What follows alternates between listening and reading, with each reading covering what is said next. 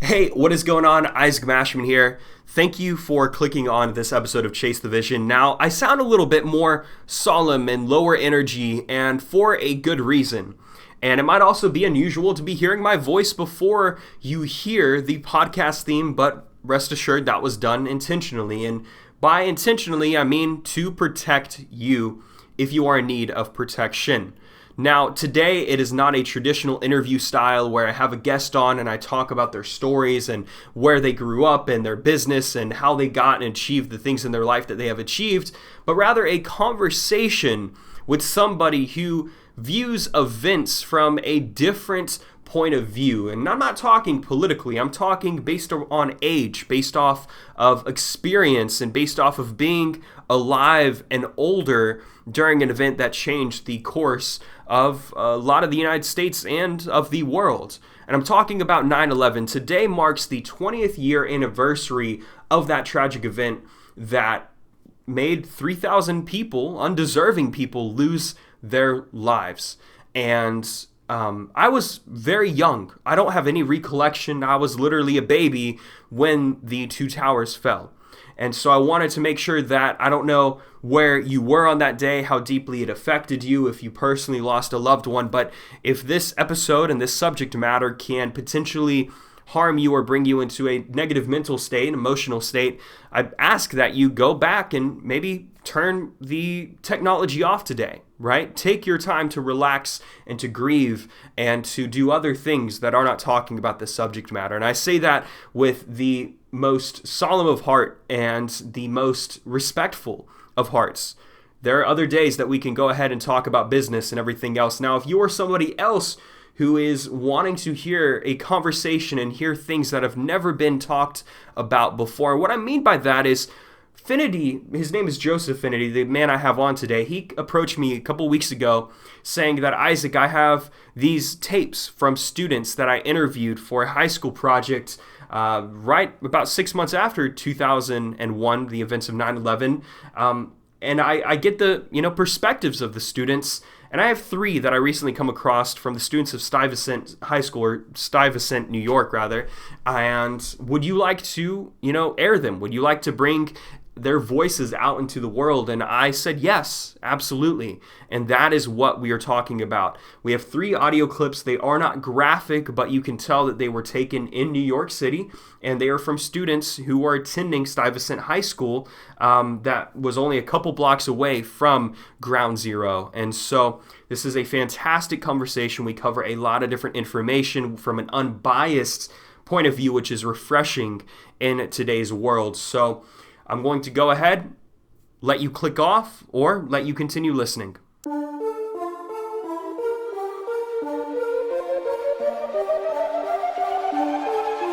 are now listening to Chase the Vision with Isaac Mashman.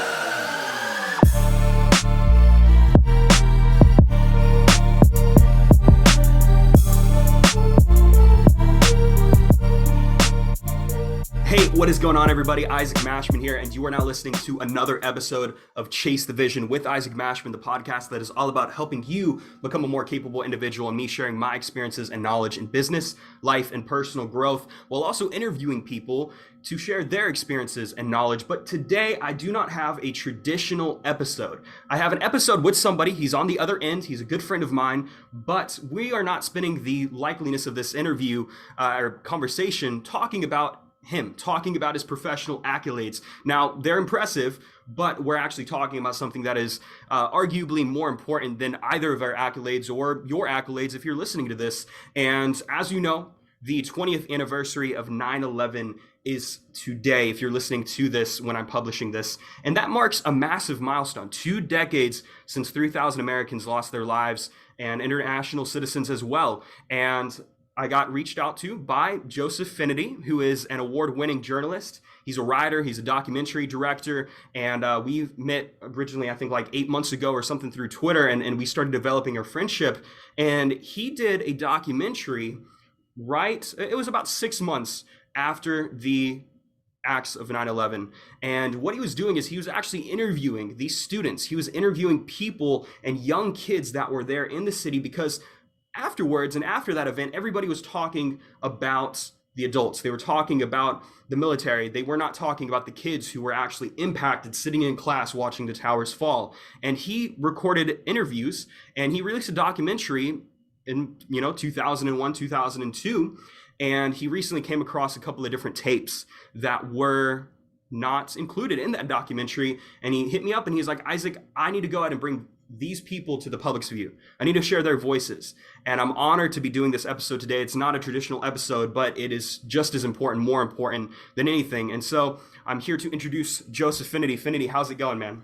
Hey, Isaac, it's going great. Thank you so much for having me. And thanks for the thorough introduction. It was nice to hear an introduction of someone who has actually thoroughly read through what's going to happen here today. But I'm so stoked to finally be on your show. This is really thrilling.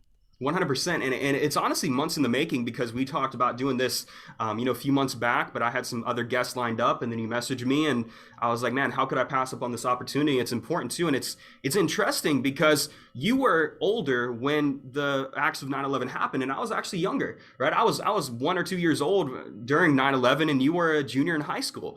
And so what I view 9/11 as could be very different than what you view it as, because you were actually alive during that time and you were aware of what was going on. So, man, we could talk about so many different things to get started, but is there something that you want to cover before we dive in? Well, I think that sums it up right there. I think that is so interesting because for me and my generation, I can't speak for every single person in my generation, but I can say that it was a moment, one of those moments in life where it did feel like time stopped, time stood still, and it was just a real scary,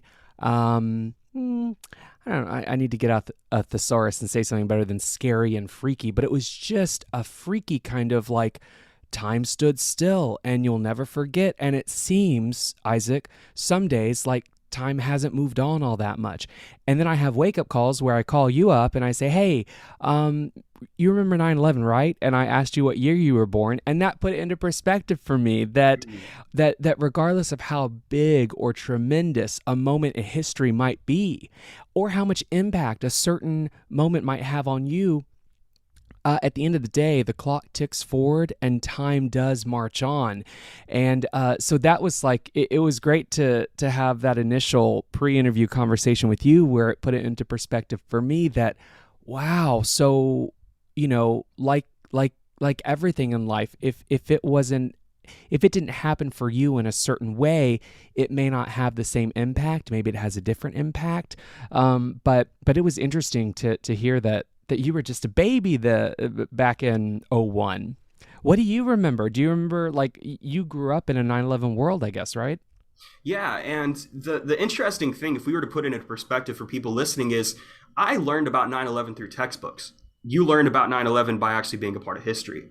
And that right there is the biggest difference between us. And so obviously as a 1-year-old baby, I don't have any recollection. I don't know of anything. I have a vague recollection of, Iraq and the wars and Obama pulling out in 2008 in elementary school. I remember getting home and they're like, he's pulling out of, Iraq or Iran when it happened.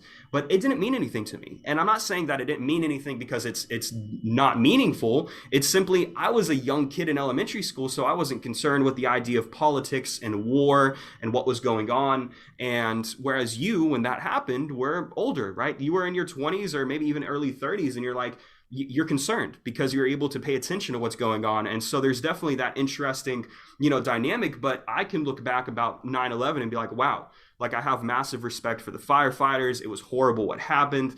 I learned from the history books, and you were a part of history. Well, it was interesting, Isaac, because what I did as you mentioned in the introduction, what I did, Isaac, in the 6 months that followed 9/11, September 11, 2001, is, I guess in some ways, make history or latch onto history or get some, I don't know, some oral history, some documentation for the public record. Now, I didn't know I was doing it at the time. Now, I know you mentioned my background and my history briefly, but my background has always been documentary film, journalism, investigative journalism, news, some entertainment here and there. But I've always been about telling the story. You've been about chasing the vision. I've been about chasing the story. So you and I have a lot in common when it comes to trying to get to the bottom of things and be inspired by things. And what I did at the time, I was 15 years old, 9/11. So do the math, everyone. But I was 15. And what I did is I was kind of looking around thinking, okay, I see all these adults talking to other adults, the decision makers, right? This person interviewing this person, or this person making this decision, or of course you mentioned war. This adult deciding to go to war with this adult or this country. And it was just, you feel a little helpless. You feel a little, I guess, not involved, but it's your world. It's your life. It's your reality. That it's happening, but you don't feel a complete part of it, for better or worse, right? And so the whole goal with what I was doing, I mean, the reality is, what we're going to talk about here today is a high school project, 20 years later. But the reason we're talking about it today is because my high school project happened to be leaving my high school in Texas, traveling to New York City to a high school in Lower Manhattan near Ground Zero, where the dust quite literally had not yet settled.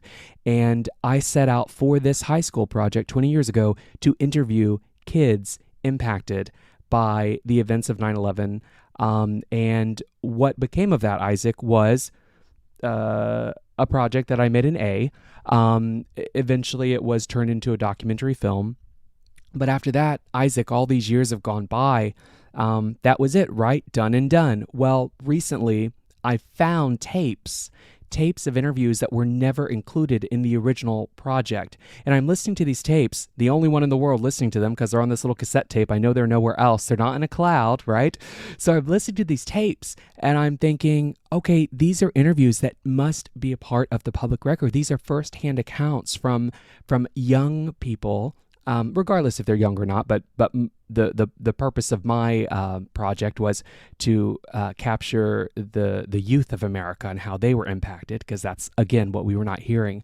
But really what happened was I was listening to these interviews earlier this year, and I thought, I've got to get these out somehow. And so that's what you're doing. That's what I'm doing. That's what 911tapes.org, 911tapes.org is doing, is really breathing new life into this real important project that I had no idea how important it was at the time.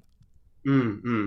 And as you're talking, one, I'm captivated because you had the insight as a 15-year-old kid you were aware, right? You were aware of what was going on and what the conversation and dynamic was. But I'm curious to know, you were in Texas at the time of this event. So you were literally 1,500, 2,000 miles away. And I imagine even as a 15-year-old kid talking to other 15-year-old kids or 16-year-old kids, you even had a different perspective of the events of 9/11 than they did, because you were watching the events from your television, probably in class or at home or wherever you were at that time. Where were you, Joseph, whenever that Right. happened? It was in the classroom. So Okay. 8:46 a.m., 8:46 on the East Coast. That's 7:46 Central Time in Texas, where I was. So Isaac, class was just beginning. That is first period for us. So we're walking into the classroom as TVs are showing kind of the second tower being hit, and us starting to realize, okay, you don't need to be in New York City or near Ground Zero to be afraid that day, because it was the first day in my life that I can remember, Isaac, looking to, and I keep doing this adult versus kid kind of thing, because it was the first time I looked to someone who's supposed to be in charge, right? I look and I say, can you explain what's going on here? Because up until that point, the first 15 years, they could always, an adult or an administrator or a school teacher, a parent, someone could always explain to me, Isaac. They could always say, oh, the reason this is happening, or that is from, or this is because. No one could tell me, no one in this world could tell me what was happening, what was unfolding that day. And you're right. All of us, some kids pay more attention to certain things than other kids. Just like when we grow up and we're adults, different people are impacted in different ways. Some of us are more sensitive to certain things. And that day, and this is maybe the news kid, the news junkie in me that day, I just remember thinking, One, everything's changed, and two, I've got to do what I can to document what I can about, the impact of this day. I don't know if that answered your question or not, or led to more questions. Not really a question per se that I was asking, but more so just a general conversation and dialogue to be had, because it's not like, hey, I have a different perspective than you have a different perspective, but it's more so just understanding that no matter where in the country you were, you had an impact. And these interviews are coming from Stuyvesant High School in, New York, which was literally blocks away from Ground Zero, which is, man, I was looking into some other interviews too that are online. I know HBO Max did a series where they interviewed the students, and just hearing the impact where they were literally looking outside of their classroom window, and next thing they're seeing the plane hit. And I'm like, wow, like I couldn't imagine that. And they're comparing it to the side of a movie, because in our culture, we have action movies. And I mean, you know what I'm talking about. When it comes to Hollywood, we glorify this entire aspect of action. And next thing you know, you get this real Hollywood horror right on our soil. And since then, the entire direction of films in Hollywood took the transition to where now every single movie has to take place in Afghanistan or has to take place in the Middle East. And that also, I have to unbiasedly say that can change the perspective of the rest of the world for us on the state side. And I don't want to turn it into where it's like we're only talking about sensitive subjects, but this entire thing is sensitive. It is sensitive. Well, the whole thing is it's the biggest sensitive subject ever. It is the 9/11, the original trigger warning. But you're absolutely right. Every single one thing that each interviewee had in common with the other is that none of them believed what was happening, because we couldn't even fathom it, right? Like we couldn't even, it's just nothing that could occur. And so all of the kids that I spoke with, all of them said, we thought, there was some sort of an accident happened. Maybe, also keep in mind, they were doing construction around this lower Manhattan high school at the time. And so it sounded like maybe something had fallen, something, there was you try and justify or reasonably go to, well, it sounds like, something fell, something broke, something happened. Then when you hear, and the kids did see this unfold live in front of their eyes, they confirmed that there was a plane that hit this 100 plus story tower. And so then, Isaac, we go into justification mode of, oh, wow, what a huge mistake, because it's got to be a mistake. Two, I'm sure it's a smaller plane. Of course, we saw the video. Eventually, it was these commercial jets. So you really hear in the audio clips at 911tapes.org, you'll hear, Isaac, that step one of 9/11 and being there was unbelievable. That was phase one, was you couldn't believe it. I think that this is a good leeway, because you do have several different clips that didn't make that original cut for the documentary in 2002 for your project. And, fast forward to today, those kids are around your age today, right? They're in their middle age 30s, their middle 30s. Yeah, and right. We have to think about the long-term aspects too, which we'll get into talking about, post-traumatic stress disorder. Man, if I was there on Ground Zero, I would probably be messed up today. And those are things that are out of our control. You go to war and you're going to have PTSD because you hear the bombs, you hear the gunshots, you hear everything, you experience, you see it. And to be, I'm going to make sure that I put a trigger warning before this interview in an intro, but we have to be honest. If you're looking outside of your classroom window and you're seeing people jump to their deaths, that's something that has massive impact on you as an impressionable kid still learning and still looking to adults to have the answers, like you mentioned. And so what was the first clip? Can you go and give insight into that, the first person who we're going to be giving insight into their story and their interview? So again, these clips will be available at 911tapes.org, 911tapes.org. And by the way, Isaac, and we talked about this earlier, the reason I called it 911 tapes is because that's really where it originated from. That's how much time has passed since you were 1 and I was 15, and the technology has moved on that I would have never thought these audio clips could see another light of day. So it was important to me to call them what they were originally, which were tapes. I can't believe that. Alexandra is the name of a student. She was a sophomore, I believe, at the time. And Alexandra was there at school, Stuyvesant High School in New York City, on 9/11. It's 8:46 a.m. That Tuesday morning, and this is what Alexandra saw and heard. At first we were like, oh God, a bomb went off, and then it just looked so big, and someone said that they heard a plane, and the first thing that went through my mind was not, oops, this is an accident, because it looked like a direct hit. They didn't think that the second tower was going to fall on us, but they thought that when it was going to fall, it would send such a shockwave that Stuyvesant would just collapse on itself. So again, what she describes to you, Isaac, is that, and I think this part might have been clipped out, but essentially, someone on behalf of the FBI went into the school and notified the staff there and said that you need to get all of these kids out of Stuyvesant High School. You need to get them out of this multi-story building here, just a few blocks from the Twin Towers, because again, just as the student Alexandra said so eloquently there, that they did not fear that necessarily the towers were going to fall onto the school, but when the towers did fall, because they were going to fall, they knew that at that point, they said that when they do fall, it's going to send such a shockwave that the school here could collapse on itself, as she said there. So, I mean, talk about, and they had just been in school for, I think, a few weeks at this point. So talk about kind of shaping your life, because you're a child becoming an adult, and you're not really walking into the most secure world at this point. And at that point, you have to grow up. You have to, no choice, right? Unfortunately, when I was younger, my mom always wanted to keep me young. And she's like, I want to make sure that I shelter and protect you. But we don't live in a world that allows that. And I don't think the world has ever been like that. I think that that's kind of a fantasy to where you want to shield your child, but it's inevitable. And today you turn on the news and it's the same exact conversation that was going on 20 years ago about war, about oil, about things that are driven by a lot of greed and money and power, this power lust.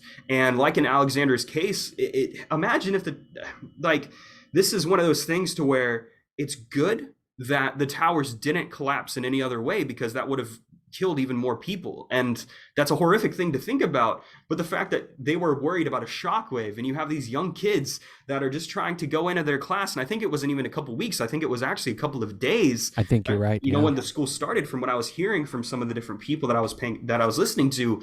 And the next thing you know, here you go. Here's the start to your 2001 school year. And you're like, you're going and you're trying to figure out life, and you're thinking about, I want to go to college. Where am I studying? Am I going to Fordham University? Am I getting a scholarship? And I want to have kids in the future. And who am I going to marry? Like, these are the questions that you're having as a young kid, on top of hormones and all of this different chemical conversation. It's a lot. Between, you think your biggest worry that day was acne or hormones or whatever, and it's like, everything changed. And if I can take it back just a few thousand miles. So you are correct, by the way. It was just the first few days of school, potentially the first week of school, if I'm doing my math correctly, for these students. And for me, over, again, September 2001, down in my high school, 1,000 miles away in Central Texas, the moment that really rocked me, Isaac, is it was not the first tower or the second tower. Don't think I wasn't rocked, right? We're all really horrified watching this, and no one can give any answers because no one knows exactly what the heck is going on. But the moment that I was freaked out the most, and Isaac, I still remember I can hear the soundbite in my head. I think it was a radio reporter or some correspondent on the news, and what she said was, there's been an explosion of some kind that has just shook the ground of the Capitol. So this is after an hour plus of New York City stuff going down, quite literally. And then you hear there's been an explosion that shook the ground of the Capitol here in Washington, D.C. And the next thing you see are video images live from the nation's capital of the Pentagon on fire. And the next thing they told us was that they believe another commercial jetliner has just been crashed on purpose into the side of the Pentagon. Now, Isaac, let me describe to you and to your entire audience here why that freaked me out so much. Not that it needs to be described, but that's the moment I thought, whatever is going on out there is... What I knew at the time was that I knew what the Pentagon was for. I knew the purpose of the Pentagon. The Pentagon, who are they? What are they in charge of? The nation's defense, right? So knowing that a random, American Airlines aircraft could crash into the side of the Pentagon, and again, what does the Pentagon do? Nation's defense. I thought it's all over. This is going to be one never-ending day, and in some ways, I feel like the day still hasn't ended. Mm. Man, I am like kind of getting chills actually. And we have to bring awareness. The students were there and they experienced what was going on firsthand in New York City. But then you also have the third flight that hit the Pentagon. And then you have the fourth flight. And I want to bring attention to that because this is the flight that's forgotten. And it's the one flight that shouldn't be forgotten because the passengers on that flight prevented the plane from hitting the Capitol like it was intended to. And so you had this full-on attack on American soil, which was, I believe, the first attack on American soil since probably the War of 1812. And I could be wrong, my history might be messed up, but that was such a declaration and to aim for the center point of a country. If that plane was not crashed by the honorable passengers, it would have changed the entire direction. I'm not talking about, what if and acting like a conspiracist and, a theoretical kind of guy, but that was a moment that kind of brought the country together to where it didn't matter if you were in Alaska, Hawaii, Texas, Wyoming, Right, you were all right. one family. And now fast forward, we have the events over the past 12 months and 24 months, and our country is just as divided as it was prior to 9/11. Well, we're And just as divided, Isaac, and yeah, also, of course, you and I talked ahead of time. We didn't want to turn it too political, but we also agreed that we couldn't help it if it happened. And one thing that's really interesting to me is there is that you're referencing, I believe, United Flight 93 in Shanksville, Pennsylvania, and that was the fourth and final kind of weapon that day. And it's interesting because the targets that day, as I understand, as we all understand, not every single report has been redacted, but it's pretty clear. The targets that day were as follows: the Twin Towers, the two towers in New York City, the Pentagon in Washington D.C., and the next target was, and it's a little unclear, maybe based on what you've read, but another DC target, and it's either going to be the White House or the Capitol. And so here we are all these years later. We know that the flight that was intended for another Washington DC target was downed in this Pennsylvania field, most likely by those heroic passengers who finally, by this point, later on in the morning, got word about what was going on down on the ground and that their aircraft was being turned into a weapon. But what's interesting to me is you flash forward 20 years and what happened this January 2021. we have the Capitol riot. We finally had that Capitol attacked, and that Capitol, let's use the word attack, but the Capitol was breached by people, not from the outside, but our people from the inside. And so it's just, you talk about the polarization and the divisiveness that we can be in America. And it's interesting to me that within 20 years, that target finally did get hit in a way. It's just, it's really interesting to zoom out and look at the full picture, the whole thing. Right. And no matter what, I guess what I'm trying to get at is you have the media, which is presenting one message, and the media on 9/11, that they had to be honest. There was no left wing, right wing. You couldn't run from it. Correct. It was the truth, and it was what was going on. And now real time. Now there's this entire thing of mistrust, not knowing what source you can trust, not knowing if you should trust the medical field or trust this news source or this representative or this country or that country. And it's like we almost didn't learn from our mistakes. And it really makes me question, what was the entire point of the past 20 years of fighting if we haven't learned anything as a country?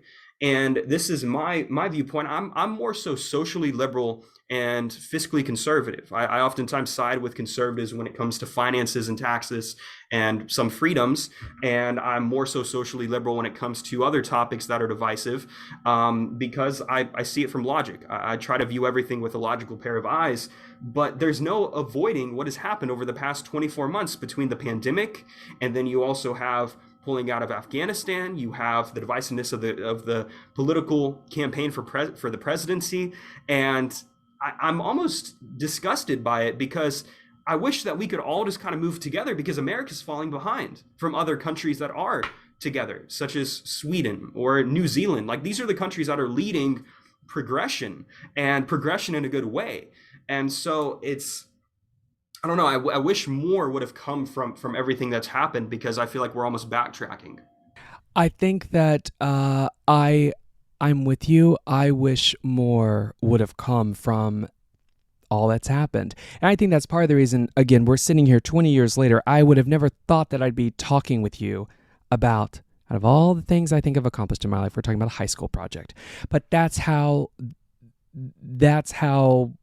big of a project I guess I decided to take on, that here we are 20 years later. There is one student who reminds me of you a bit. His name is Benji. Benji was a sophomore at Stuyvesant High School, and I want to play for you this clip from 911tapes.org. First, let me just play for you what Benji thought and where he was that morning. Well, at first they locked us down the school, then they organized us to be evacuated out the north side. They just told us to walk north. I'm not sure whether they had that planned in case of such an emergency. I don't think anyone could have saw it. But here, Isaac, it's the second clip of Benji, where he reminds me of you a bit, because you talk about trust and you talk about the people in charge, who's looking out for us. And leading up to this clip, let me just preface by saying that what I said right before what you're about to hear from the student Benji is I said again, I'm from Texas. Is there anyone else? Is there anything else? I said, is there anything else you want people in the world, or specifically my classmates back in Texas, to know? And this is what he said. Yeah, the air quality here is a serious issue. Your former governor is fucking with our air and trying to fire the EPA investigator. Make a statement, get us some clean air. So there you go. These kids already starting to realize that the people in charge maybe are not always people you can trust 24/7. Isn't that interesting? And then now here we are, and not trusting the people in charge. And you get insights into the direct impact on the students, right? And then they're just wanting some clean air now, and they're living in a city that's already very polluted with just all the industry that's going on. But the other thing is, I think that this was a realization moment, and it probably was for you as well, Fenity, of these adults are just children. Like, they're just like us. They're just maybe a little bit older. They don't have all the answers either. And so it's like, whereas you view your adults and your childhood mentors as God figures that have all the answers that you could look to with, bright gleaming eyes. Mom, what's the answer? Dad, what's the answer? Now you have these adults that are like kind of looking down at you, and they're almost seeing innocence in your face. And that's the one thing that's keeping them going, because they don't know what the hell's going on in their own world. That's absolutely it. That's it right there. And that, what you just described, Isaac, is at least 50% of why I did what I did. I was looking around going, okay, these are adults talking to other adults. Now, I felt like I was a pretty mature 15-year-old, but what I thought is that I want to hear kids talk to other kids about what the hell is going on, what has gone on. And it just didn't seem, I couldn't tell you for sure that we were going to say anything interesting or compelling or earth-shattering, but that didn't matter to me. What mattered is I wanted to hear from the kids, people my age, and that's what they were, that's what they are. They were kids my age. I was like, we need to stop turning to these adults who we don't know. And keep in mind, don't forget what it's like when you're a kid. So easily we forget. It's always like, well, wait a minute, wait there, hold on, we'll get to you in a minute. We're having our own meeting, then we'll bring you in and recap and tell you what we talked about. It's like, hold on a second, let's just break through this barrier, 15-year-old Joseph Fenity thought, and let me just get down there myself, and I will do it myself. I needed a first-hand account, and that's exactly what I got.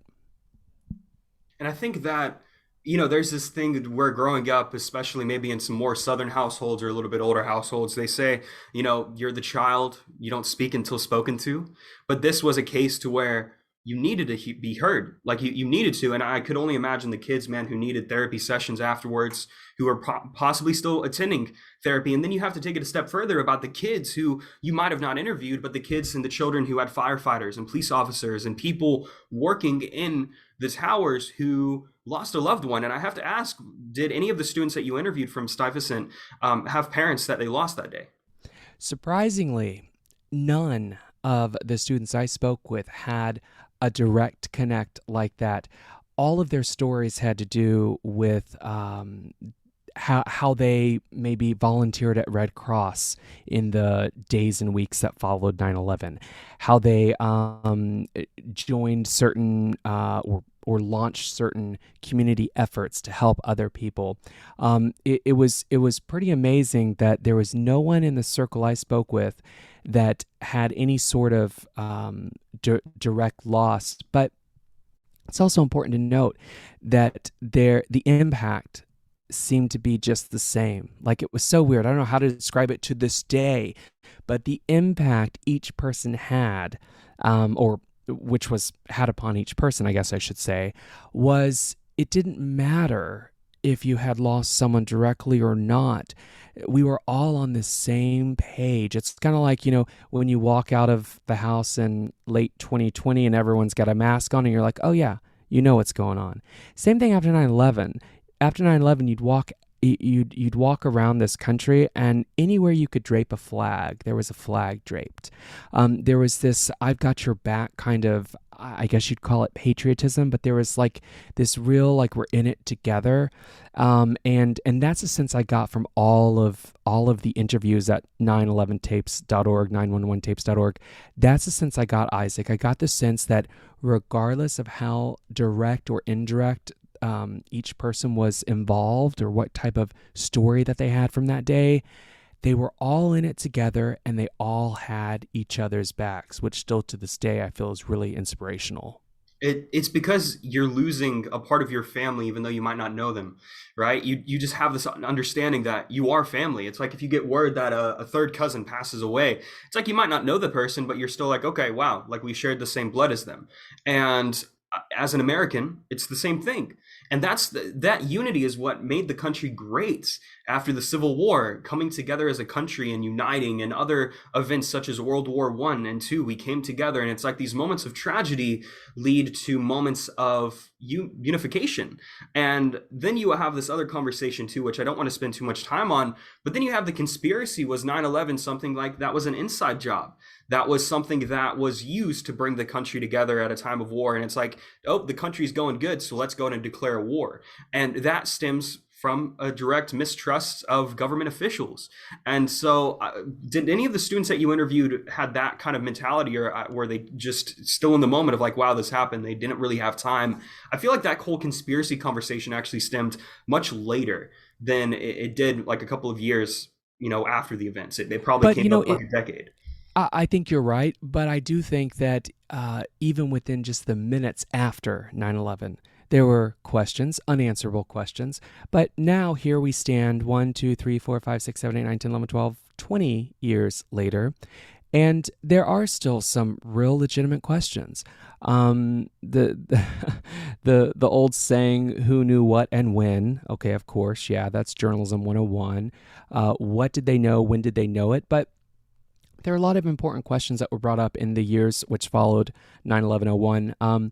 To this day, as we're recording this in September 2021, the full 9/11 report has not been released, has not been unredacted.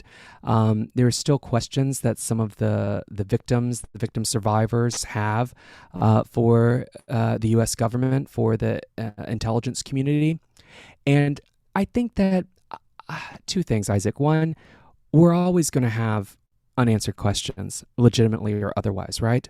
But I do think that there are still... Now, I don't want anyone... Let me preface what I'm about to say. I don't want anyone walking away calling me any sort of conspiracy. Well, you can call me whatever you want, but conspiracy theorist is a nice thing. Someone called me, I guess. But I guess for a while we had people out there called truthers, conspiracy theorist, whatever. But I will say this. Let me just say that we still don't know as much as we could.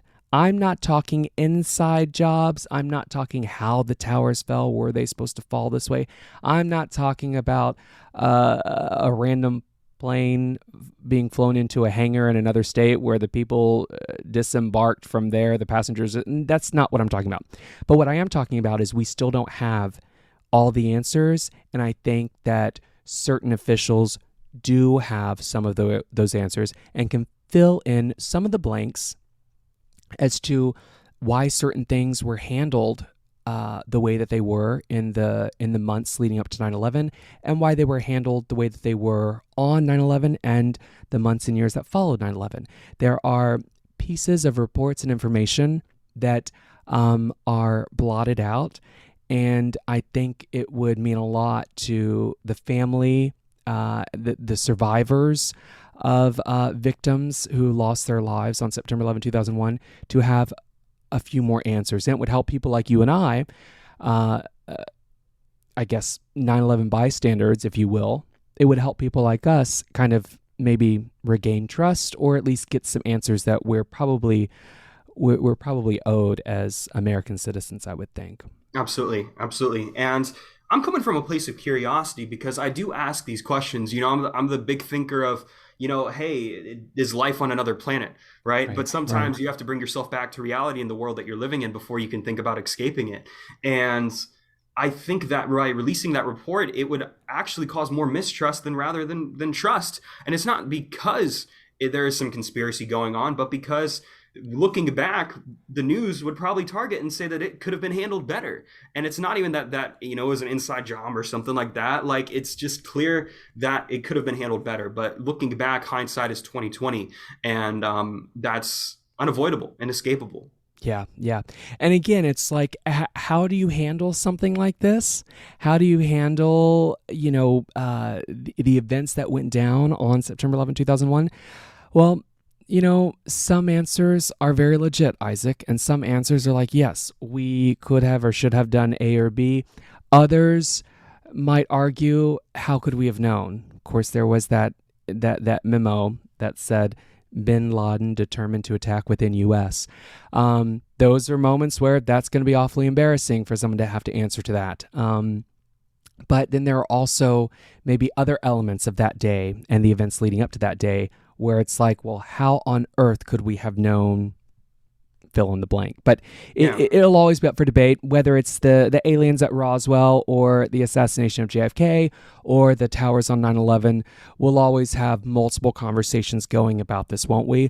I just know that day, Isaac, I'm like you. I like the truth. I like to zoom out, and I like to figure out what the hell is going on. And I can tell you this, that I couldn't sit still. The whole genesis of my contribution to this, the whole genesis of my project that I did in the spring of 2002, 6 months after 9/11, Isaac, is this is about looking around and realizing that donating blood, I couldn't do that. Donating money, I didn't have any. I was 15. Donating time, I wasn't located in a place where I could go donate time or donate money. But I knew I had to do something.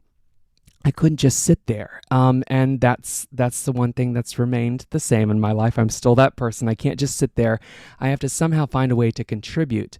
And the way I was able to contribute was giving the youth of America and the youth of New York City a voice. And that's why I'm so grateful that you're having me on and you are exclusively premiering some of these unheard clips, because I feel that to this day, the youth on that day, the kids on that day, didn't have a voice. There was a documentary that came out, I think you referenced a couple of years ago, a great documentary that was released through HBO that did talk with several of the students at Stuyvesant High School. And I was so happy to see that, because we have this record. You know what I mean when I say record? We have all these tapes and pieces of footage of all these leaders on that day, all these adults, right? It was adults talking to other adults about adult things. But we really need to help build the record of the youth. Because, like you said, they are the ones who are now in their mid-30s here in our country and in our world. And how did it impact them? Because they are now the current generation. So how did it impact them on that day? And that's what this 911tapes.org is all about. It's about giving a voice to the youth. That was my way of giving back. And now we have these unused interviews. You know, they weren't used in the original project. And I'm hoping that through you and through your listeners and through your friends and fans, I'm hoping that we can find a way to kind of let these voices see some more light of another day. 100%. And before I ask you the next question I have in mind, I want to take a second to ask the people who are listening, and I don't do this, I normally ask to share my podcast who get value.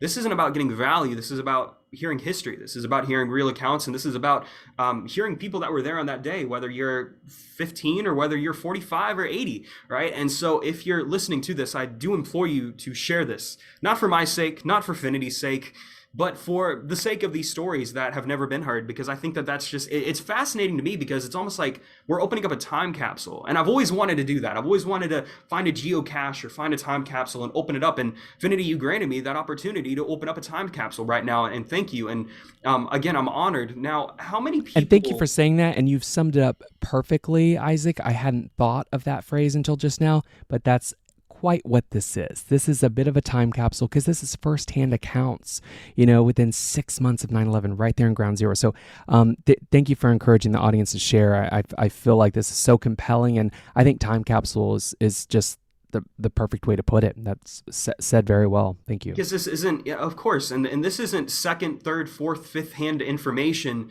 It's not orally passed down. This is actual records, documentation, and that's what's fascinating about me. It's like, that's right. I want to read the old sea scrolls. You know, like I want to actually read the original manuscript the Bible was written on. Like I'd much rather have that, or be able to read the book that was in the Library of Alexandria, rather than recounts and information that's passed down, and it loses the value. It does. If it's passed down, because it's the same thing as, you know, you play the game of telephone. You start out with one person, you say the cow jumped over the moon, and by the end, it's something entirely different that has nothing to do with the craziest phrase. And this is information that can't be twisted. This is information that can't be, moved and directed in the agenda that you want it to be directed in. There is no agenda with this.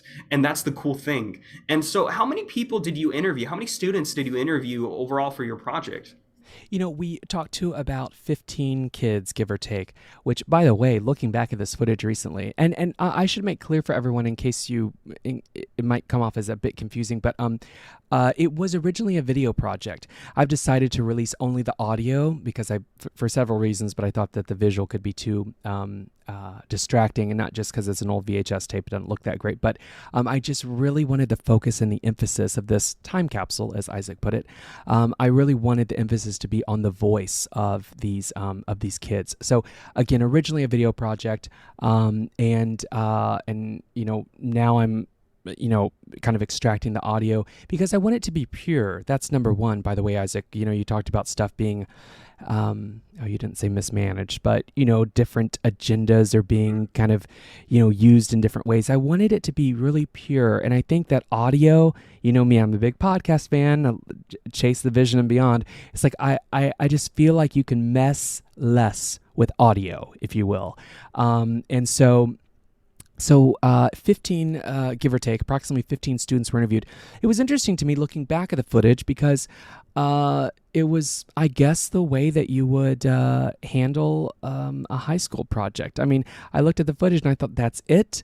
Like an hour's worth of interviews? I didn't go back the next day or stay later that day. And I guess that's what you do when you're 15, 16 years old. It's like, okay, did that, done. I mean, I was probably overwhelmed with just being in New York City the first time ever in my life. But So again, the answer, you probably got more than you asked for, but I'm still just shocked that I didn't sit down and do 30 interviews, but 15 interviews, primarily with sophomore students. I don't know why. I think that's just the time of day that I was at the school. It must have been their lunch break or something. I'm not sure, but primarily 14, 15, 16-year-old students at Stuyvesant High School, and approximately 15 interviews is what you'll hear. 15 different students from all walks of life. And I think that it's interesting that you mainly did sophomore, because you have this, they're young adults, and they're not adults. right. Once you become That's a right. senior in high school, you're pretty much an adult as a senior. But then sophomore is, you're starting to gain this independence, and now all of a sudden with this newfound independence, you see what is known as life and reality. And thank you for sharing it. And I would obviously want you to be more in depth, than be vague. And so I appreciate those answers. Now, we also have to pay attention and have the discussion of 9/11 and the effects of, and the people who were impacted by it. The roots run deeper than just one generation. It's two generations, third generation, because now these kids around your age, if you're in your mid 30s, chances are you have a kid who could very well be 15, right? If you have a kid when you're 20, and next thing you know, your kid is 15 years old now on the 20th year anniversary, you have this this real conversation of the way that you're teaching your child could be a direct impact based off of your perception of the events of 9/11. Right. And right. that's an interesting conversation to be had as well. Yeah, I always say, and this is such a silly way of putting it, but it's just what I've said. After 9/11, if you come to me, you call me up or text me and say, Godzilla or some monster is walking through downtown, whatever, I'd be up for believing you, because now, of course, me and all of us pre 9/11, I guess the point that I'm trying to underscore here is, before 9/11, it was like, wait, what? Hold on, what are you talking about? No, no, no, there's no way. There's no way. But in a world after 9/11, there's nothing you can tell me. There really isn't. There's nothing you can tell me that I won't cock my head and go, interesting. Well, who told you that? Where is that happening? What's going on here? Right? It's like seriously, legitimately believing that anything can happen. And you're right. There are people raising their kids in this world that's so different than the pre 9/11 world, a world that I barely remember. But I do know that I was recently flying. I flew into LAX. I live here in Los Angeles. I flew into LAX, and but as I boarded the original flight, we're going through this whole security routine. The fun airport security routine. And as I was looking around, waiting for my bags to be checked or waiting to be wanded or whatever the heck was going on at the time, what I thought, Isaac, is as I looked around, I thought, in the back of my head, this sarcastic voice said, happy 20th, because it's been 20 years of this type of security that we've had in our country that we didn't have before. So it really, I just looked around and I couldn't believe it's been 20 years of this becoming normal. This is the way that life is. But you're right. It impacts multiple generations. And to your point, there are a lot of 9/11 babies out there, and there are a lot of post 9/11 kiddos out there who have just lived in this world. And like you said, you learned directly from a textbook. It's an interesting conversation. It truly is. Well, and see, none of those really events had a major impact on me directly. And what I'm saying is, you're saying that if somebody was to call you up and say, hey, Godzilla and King Kong are fighting, you'd be like, let me go ahead and see, and you wouldn't 100% discredit it. Whereas me, the thing that has really started to spike that same mentality for me, to where I believe it, or I would question it, is what's happened in the past year and a half with COVID. And I'm not trying to really talk about the pandemic too much, but some of the things that have happened have been things that I never expected to ever see in my lifetime, that I'm disgusted by. And I'm like, wow, this has really happened, and that is, but at the same time, going and flying and going through TSA pre-checks and stuff of that nature, I think that there are some good things that came from 9/11 in the best, in the best way possible, coming out of a horrible situation. And sometimes during this interview, I'm at a loss for words, and that doesn't happen often. But we're talking about such a touchy subject and a subject that has so many different points that you could cover and talk about. I think that is a positive, having additional security measures and having to put your luggage through and take off your shoes and your belt. And I'm all for that. And I think that that should be adopted worldwide just for everybody's safety, because it takes one lunatic to try to open up the door of a plane and completely mess up a flight or do Isn't that something the horrible. wildest thought? Isn't that the wild to know that it just takes one One or person, two? It right? that's all it takes. And That's scary. I think that's very scary. And I think that the most reassuring thing, somebody asked me the other day, they said, well, this video project that you did, the documentary that you ended up doing down near Ground Zero, when were you there again? And I said, well, it was just before the 6-month commemoration of 9/11. And the question was, well, were you afraid to get on a plane that soon after 9/11? And here's the thing, that without directly answering that, because I'm sure the answer is yes, like anything you asked me around that time, are you afraid? Yes. The answer was just yes, but that wasn't the point either, right? I think you can identify with that, Isaac. The point is not being afraid. The point is, okay, but you're going to do it anyway, right? I have to. I have no choice. So here's the thing that was very unique to 2001, 2002, and maybe parts of '03. So the very unique thing that I think anyone living in the United States around that time can back up is that there is a real sense of I've got your back. There is a real sense of we were all in this together. I still, by the way, just a side note, the film United 93, based as much as we can tell on the events of that United Flight 93 in September of '01. I still haven't watched that movie because I think that what I'm going to see and hear based on what I know of that flight is what actually at the end of the day made that era, that time, the fall of '01, again, '02, '03.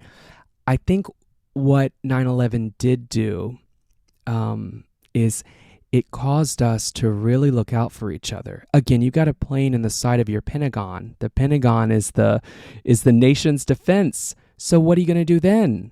There's no time to ask questions or get answers. Like if you're an average person like me or whoever the hell else is out there, we just have to get each other's back, and we just have to. It became very much. Is this making sense? I don't know if I'm describing it well, but my point is that everywhere I looked, we saw these U.S. flags draped everywhere. Anywhere you could hang a flag, there was a flag. Torn and tattered or a brand new one, didn't matter. There was I Heart New York everywhere. There was everywhere you looked.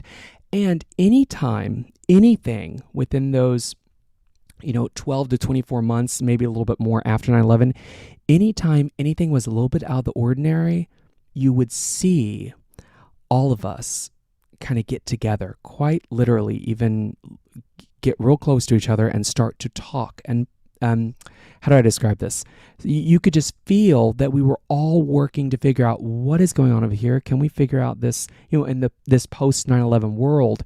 So that's one thing that I think would be nice to have again, that immediate feeling after 9/11 where we did feel, while there was sadness, while things were somber, while 3,000 lives were lost, we also had a sense of, there's that quote, never again, never forget, that kind of stuff.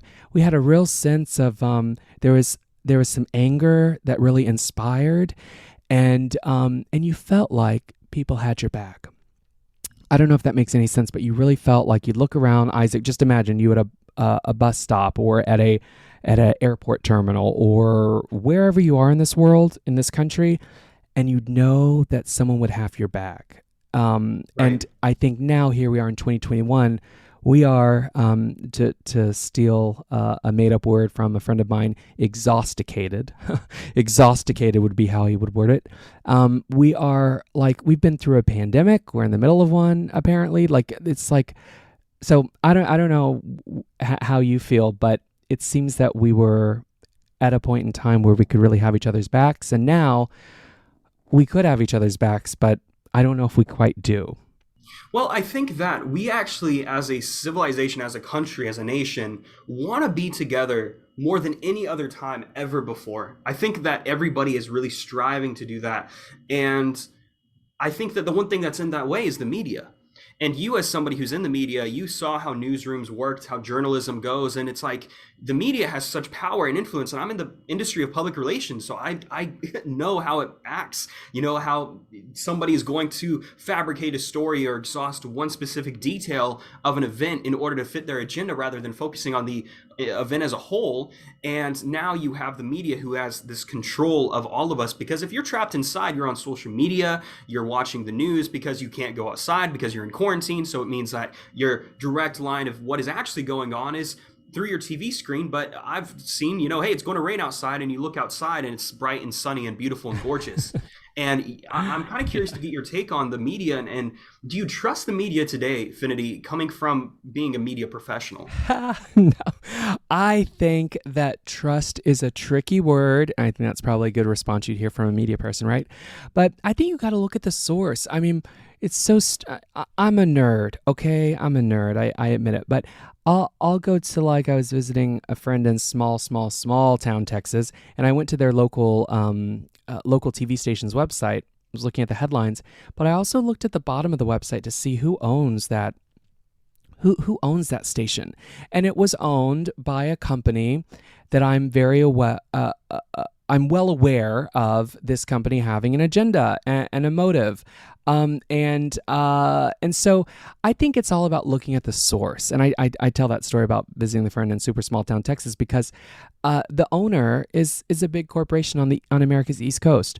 And they have kind of a proven track record of kind of having a bit of an agenda. And so I think that everywhere you go, you have to trust can't come automatically. And if there was a time in your life where trust did come automatically, that's great.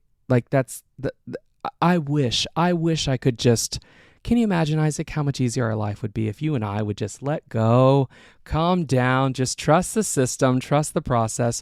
But I've seen enough on the inside. And when I say I work in media these days, I'm forever freelance, I feel. But my newsroom jobs, I always say I bounced in and out of the best newsrooms in this country. But what I saw on the inside was I didn't necessarily always see maybe an agenda, but I saw more maybe underpaid, overworked, uninterested. Do you know what I'm saying?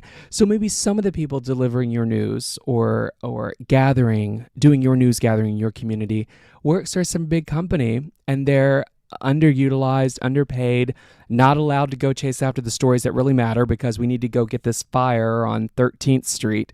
Let's go get some video of that because I hear it's a 3-alarm fire now. That's what's going to bring them in at 11. Don't go do this story about Isaac and his great adventures because that's great that he's launching this and doing that and has this 9/11 podcast. No. We need something more compelling than that. And so these long extended conversations that a lot of us are having that are truly important throughout this country and beyond, mainly by way of podcasts and other social media platforms, that is not what's driving the news, right? They want compelling. They need towers to fall. They need, flames in the air, and then they can give you a good story. So I don't think anyone should naturally trust. I just wish we could all fact check a little bit more. Does that answer part of your question, do you think? No, it answers the question full. And now you mentioned something, and you already touched on it, and I think that this would be a good place to close out on, would be, what can we do as citizens of America, as world citizens as well, to provide solutions towards this separation, towards this mistrust? What are the solutions here? Because we've talked a lot about the occurrence, the event, what happened, but we've also brought light into some of the problems. So what do you see as somebody who was young enough and old enough to understand what was going on at that time? Now fast forward 20 years, what are some of the solutions that we could pay forward? The number one solution, Isaac, is to do what you and I have done for the last hour, which is talk, listen, talk, listen. do that. I'm telling you, nothing will cheer you up more in this world than getting out there and talking to the people who are in it, beyond the tagging and the blocking and the reporting and the adding and friending and whatever the heck we do online and through social media. But actually getting out there in this world and having a conversation, even if it's just a moment with a stranger, whether it's an extended conversation with someone, continue to remain outside your comfort zone. I say that because I assume most of your listeners are outside their comfort zone. That's just the sense I get, and I love it. But I think continuing to have this ongoing dialogue with your neighbors and with other people you cross paths with in this world, because they are going to be the ones who you need to rely on and connect with when maybe your news app is blocked or down, or maybe you don't feel like you can trust what you're hearing from on high. Does that make sense? I think it's important to really build your own network. Don't always go to the networks, but build your own network. So number one, I would say, you asked for a couple of things. One, I would say continue this dialogue, as we say. Keep the conversation going, as they say, but really keep a real conversation going and get to know your neighbors. You have to. You have to. That way, when someone comes to you with something that says, oh, your neighbor did this or did that, you'll know because you know your neighbor. The other thing I would say is that I think it's important to take note. Now, if it were up to me, Isaac, I would have all your Chase the Vision. I would have all your people like keeping a diary. I know diaries are a weird way to say it, but keep a log, keep a journal of what's going on in your life. Even if you just do it once a week, even if you just bullet point it, even if you keep a lazy journal, keep track of what's happening in your world and your life according to you. Keep your own firsthand record. Whose word do you trust the most? Probably your own. Keep your own records of what's happening in life. I know I'm making it sound intense. I'm not saying you need to spy on yourself. I'm just saying, like, be mindful of what's going on in your world and take note of what's happening. And I think that you'll be surprised in 20 years when you look back. You might find that what I've just found is that I look back and documents I kept at 15 and 16 years old are now, I don't know, I'll keep you posted if Library of Congress wants them, but they might.